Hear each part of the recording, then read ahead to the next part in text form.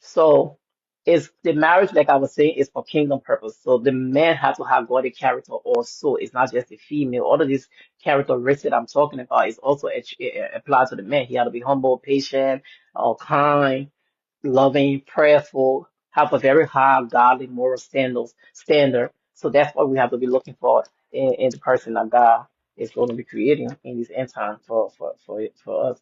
And God was showing me that most of these men, they want to be married. They want to when a man come home, he want to come home to a peaceful house. He want to come home where he can when he come from a hard day work or whatever he's doing for a living. When he get home, he want to rest in his wife bosom.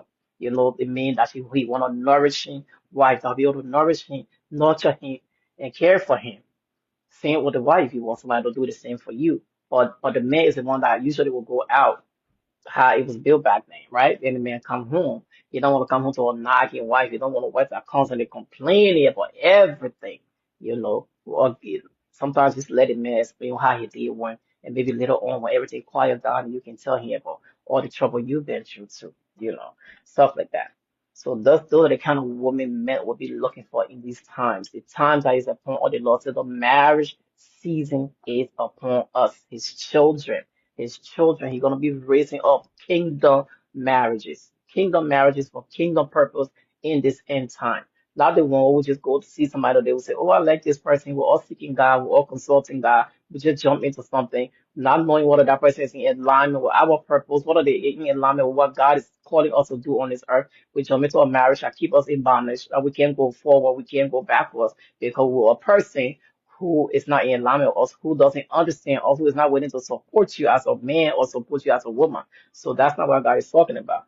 So this he as he's going to be raising up these people, there are gonna be some people gonna be coming in your way, you know. You have to these are the characteristics you have to look for, and then you have to see God to make sure this is from him. This is what he's talking to you about in this hour. Is this person really, really a godly person? You know. So the man also will be looking for a woman with good character, a woman that will bring peace to him, a woman that he can trust, vice versa. So, um, we go to Proverbs 31. Everybody talking about a Proverbs 31 woman, Proverbs 31 woman, but nobody ever talk about the Proverbs 31 man.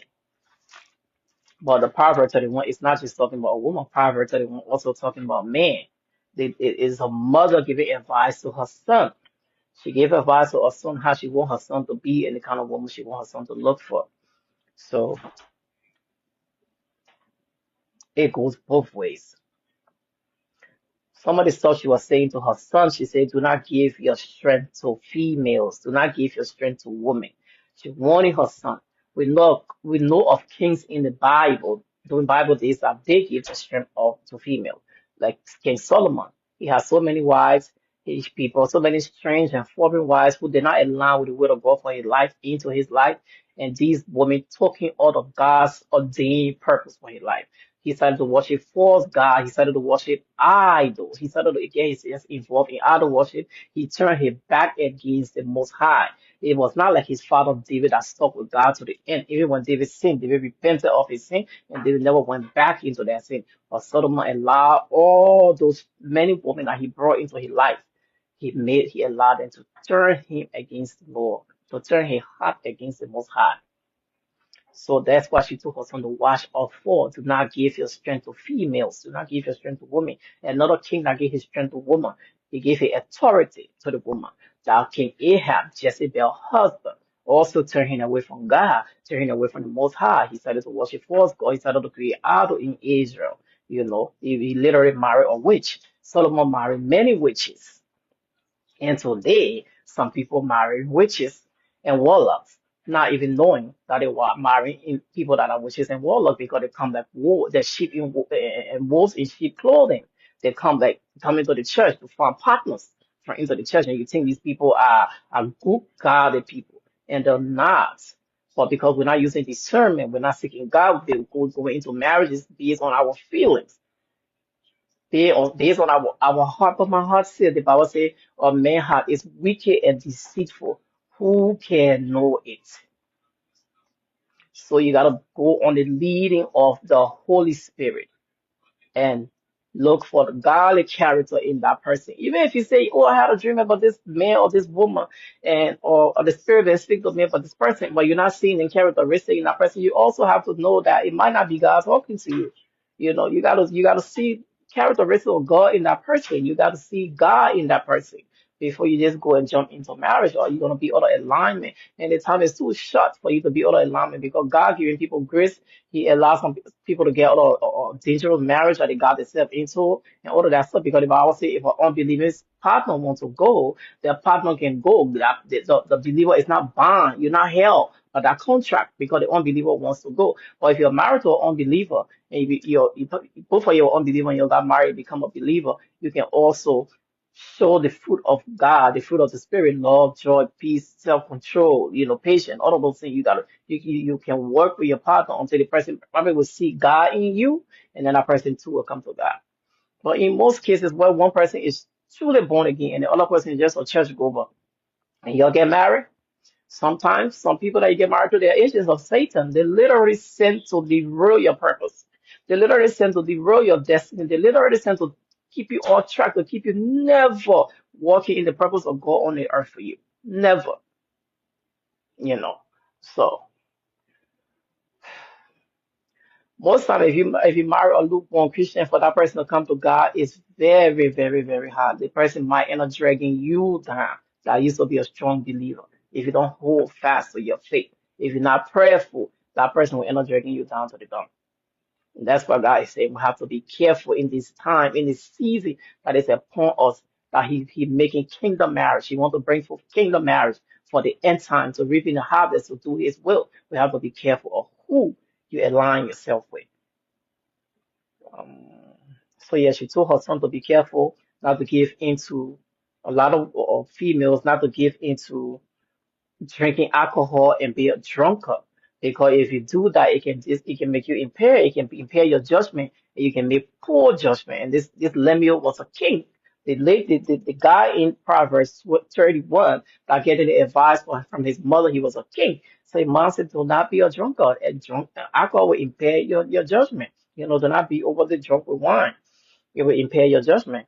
So all of these warnings she was giving her son, and she told him after she told her son what to do and to follow after the Lord's will and to do God's purpose, to fight for the poor, to help the poor, to fight for the homeless, to run a righteous judgment, and not to come against what God is saying. Then before she started to tell her son the kind of character, the characteristic that should be in a woman that he would choose for a wife. So he had to be a right too. You're not just going to say, "Oh, you want all of this for a woman," but then you yourself, you're not 5% of what you want in a woman.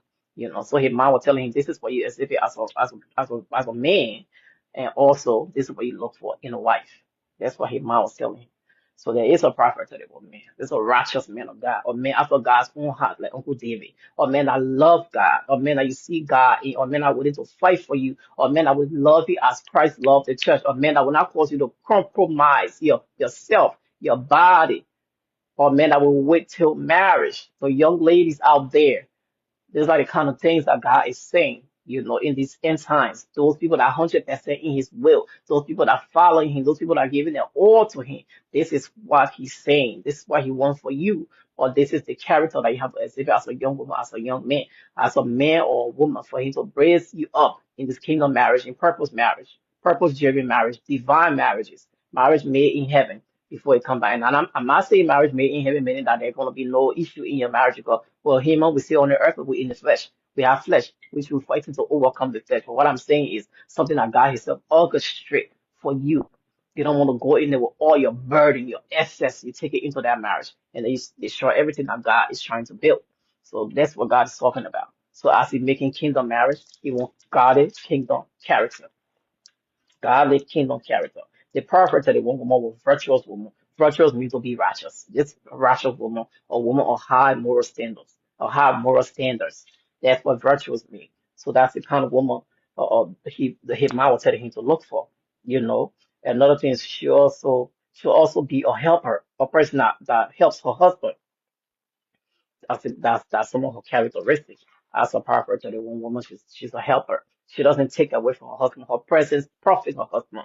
She was smart woman, very, very smart woman.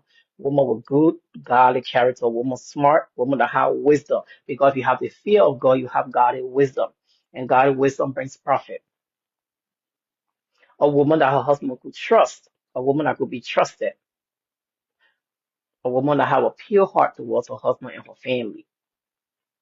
Sometimes you cannot know these things by looking at a person. How do you know who the person truly are? That's where you take it to prayer. Somebody come to you and say, okay, I want you to be my wife. And so I know you have been liking you, or I want us to get to know each other. You start to pray and see God. God, who is this person? Can you reveal this person to me, the true nature, who they really are? What is the real purpose of wanting to be with me? You take it to God in prayer, and God will reveal the person's true nature to you, the true characteristic to you.